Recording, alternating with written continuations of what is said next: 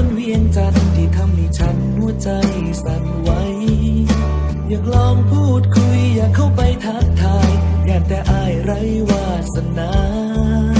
จึงหอบความหักร่อนเร่แรงมาหวังพึ่งพาสาวเมืองปากสันอยากสร้างตำนานหักของสองฝั่งแต่กลัวใจพลันสลายจึงหอบความหักมุ่งหน้าลงใต้สาวคำนวณว่าจังใดใจว่างบ่นอสวรรค์เขตกับผู้งามกระดอ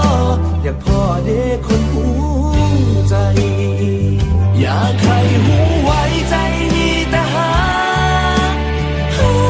สาวลาวเชื่อในความดีของคนลาวที่มี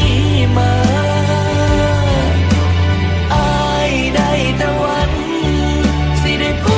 บพ่อน้องลาคนงามสาวเมืองจำปา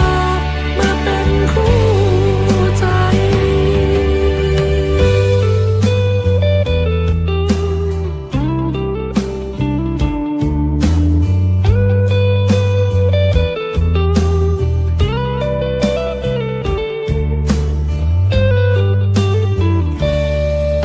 พอมีบ้างไหมสาวใดที่โอเค